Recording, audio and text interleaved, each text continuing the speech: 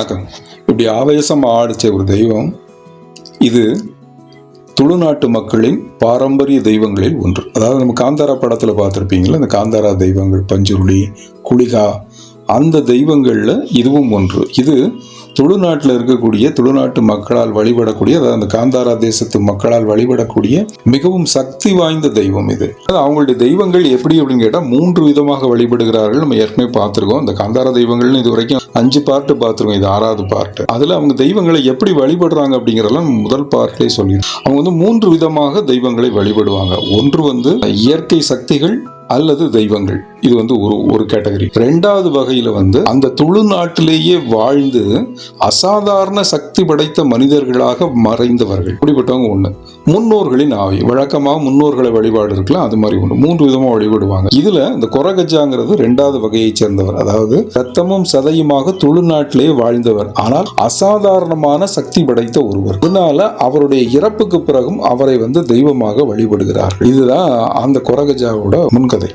இந்த கொரகஜாவின் அவங்க தந்தை பெயர் வரவண ஓடி, தாயார் பேரு கொரடோலு மைரே.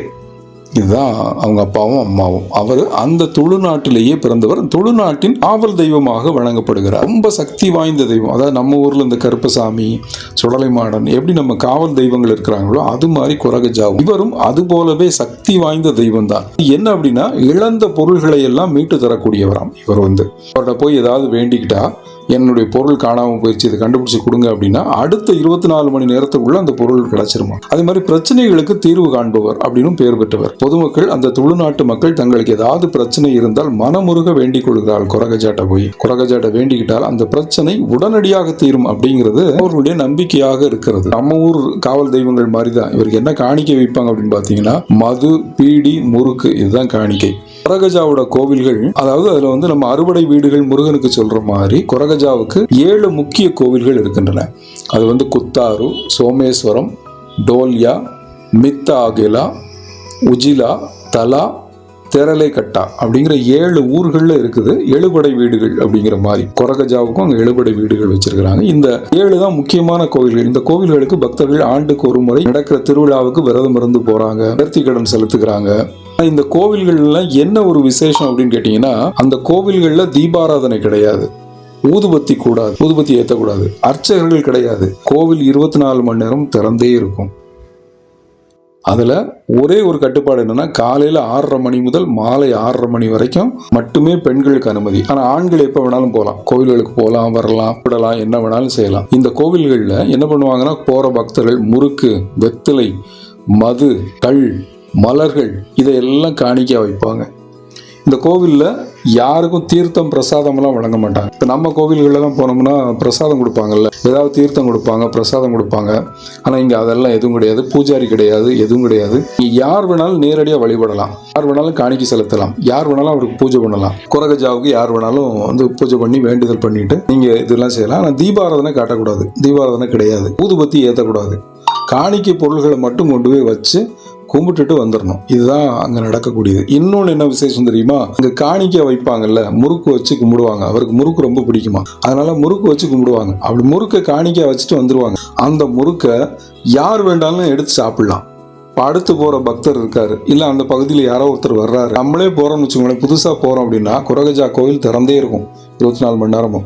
ஆண்கள் எப்ப வேணாலும் போகலாம், பெண்களுக்கு மட்டும்தான் அதுல கட்டுப்பாடு உண்டு. ஆண்கள் போறாங்க அப்படின்னா கும்பிட்டுட்டு உங்களுக்கு முறுக்கு எடுத்துக்கணும்னு தோணுச்சுன்னா முறுக்கு எடுத்து சாப்பிடலாம், யாரும் எதுவும் சொல்ல மாட்டாங்க. கோவில்ல பாதுகாவலர்கள் இருப்பாங்க, அந்த கோவிலை மெயின்டைன் பண்ற ஆள்கள் இருப்பாங்க. ஆனா பூஜாரின்னு ஒருத்தர் கிடையாது, எந்த பூஜையும் நடக்காது, தீபாராதனை காட்ட மாட்டாங்க, ஊதுபத்தி கொளுத்த மாட்டாங்க. கொரகஜாவுடைய அந்த பீடம் இருக்கும், அவருடைய உருவச் சிலைகள் இருக்கும், நீங்க வழிபட்டு கொண்டு வரலாம். இப்படி ஒரு வினோதமான தெய்வம், இப்படி ஒரு வினோதமான வழிபாடு இருக்குது. அந்த கொரகஜா அவர் வாழ்ந்த காலத்துல மிகப்பெரிய வீரராக வாழ்ந்தவர், துளுநாட்டின் காவலராக இருந்தவர், பல்வேறு போர்களில் ஈடுபட்டு மக்களுக்காக போரிட்டு மக்களை காப்பாற்றியவர் அப்படின்னு அந்த நாட்டு மக்கள் கதை கதையாக சொல்லுவார். அவர் மற்றவர்களால் செய்ய முடியாத பல சாகசங்களை போர்க்களங்களில் செஞ்சார். யாராலும் வெல்ல முடியாத வீரராக இருந்தாராம். அப்படி இருந்து மறைந்தனால வள்ளுவர் சொல்ற மாதிரி மையத்துள் வாழ்வாங்கு வாழ்பவன் வானுரையும் தெய்வத்துள் வைக்கப்படும் அப்படிங்கிற மாதிரி மையத்துள்ள வாழ்வாங்கு வாழ்ந்தனால அவரை வானுரையும் தெய்வமாக வச்சு இன்னைக்கும் துளுநாட்டு மக்கள் வழிபட்டு இருக்கிறாங்க. இப்பவும் நீங்க துளுநாட்டுக்கு போனீங்கன்னா துளு பிரதேசத்துக்கு, அதாவது கர்நாடகாவின் தட்சிண கர்நாடகா இல்ல கேரளாவின் வடக்கு கேரளா இதை ஒட்டி இருக்கிற பகுதிகள் தான் துளுநாடு. அங்க நீங்க இப்பவும் போனீங்கன்னா கொரகஜாவோட கோயில்களுக்கு போகலாம். அந்த கொரகஜா கோவில்களுக்கு அதிலும் இந்த காந்தாரா படம் வந்ததுக்கு அப்புறம் கொரகஜா கோவில்களுக்கு வருபவர்களின் எண்ணிக்கை அதிகரித்திருக்கிறதா. கோவிலுக்கு எங்க இருந்தெல்லாமோ வருகிறாங்க. நம்ம தமிழ்நாட்டில இருந்தும் ஆள்கள் போறாங்க, கேரளால இருந்து போறாங்க, கர்நாடகத்துல இருந்து போறாங்க, ஆந்திராவில இருந்து போறாங்க, தமிழ்நாட்டில இருந்தும் போறாங்க. கொரகஜா அவ்வளவு சக்தி வாய்ந்த தெய்வமாம். நீங்க உங்களுக்கு என்ன பிரச்சனை இருக்குன்னு வேண்டிக்கிட்டீங்கன்னா அடுத்த 24 மணி நேரத்துக்குள்ள அந்த பிரச்சனை தீர்ந்து போகும் அப்படின்னு துளுநாட்டு மக்கள் அடித்து சொல்லுகிறார்கள்.